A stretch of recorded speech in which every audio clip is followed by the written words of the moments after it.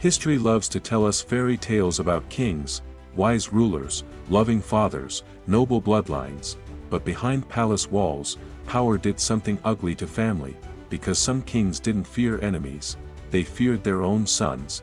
Princes raised to inherit crowns were suddenly struck with mysterious illnesses, healthy heirs collapsed overnight, doctors were silenced. Servants vanished, and history quietly turned the page. Tonight, we uncover the kings who secretly poisoned their own heirs, not out of madness, but out of fear, paranoia, and obsession with power. In monarchies, succession wasn't just tradition, it was a death sentence waiting to happen. An heir didn't need to rebel to become a threat, their existence alone invited conspiracies, courtiers whispered. Generals pledged loyalty early, and suddenly, a king realized something terrifying: the kingdom was already preparing for his replacement. For paranoid rulers, poisoning wasn't cruelty, it was insurance. A slow illness looked natural, a weak heir looked unfit, and a dead prince solved everything. Ivan IV of Russia, better known as Ivan the Terrible, was obsessed with control. His paranoia was legendary, even his own family wasn't safe. His eldest son, Ivan Ivanovich, was intelligent, popular, and openly critical of his father's cruelty. According to historical accounts, the prince suddenly fell ill after consuming wine prepared exclusively for him. Official records claim illness, but whispers at court spoke of poison, administered slowly to weaken him. When the heir died, Russia lost its most capable successor. Ivan was devastated, but never investigated the death, because the truth was already known. In ancient China, Emperor Wu of Han ruled with absolute authority, but power made him suspicious, especially of his own son, Crown Prince Lu Ju.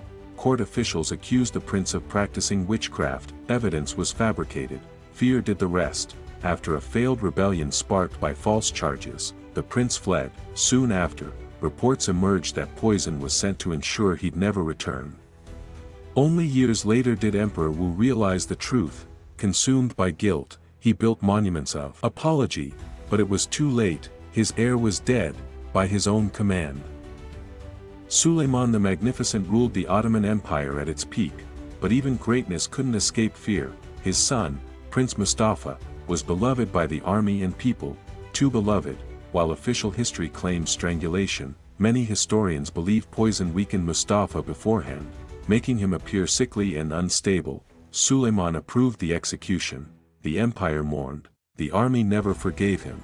The greatest ruler of his age destroyed his strongest successor, because popularity was deadlier than rebellion.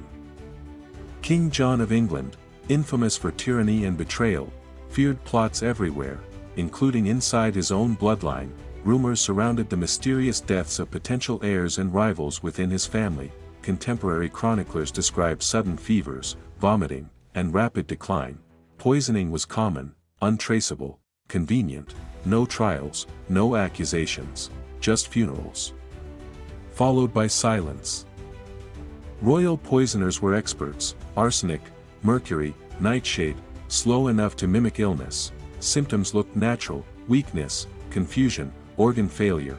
Physicians blamed fate, God took the blame, and kings kept their crowns. Poison didn't stain royal hands, it erased threats quietly. Admitting a king murdered his own heir would destroy legitimacy, so chroniclers softened the truth: illness, accident, God's will. History wasn't written to expose monsters, it was written to protect crowns, and the dead couldn't argue. These kings didn't lose their heirs by accident, they sacrificed them, not for survival, not for justice, but for power, and the crown they protected so desperately was often the very thing that destroyed their dynasty. Because when a king poisons his own blood, the throne is already cursed. Which king shocked you the most, and do you think they were evil, or just terrified of losing power? Drop your take below.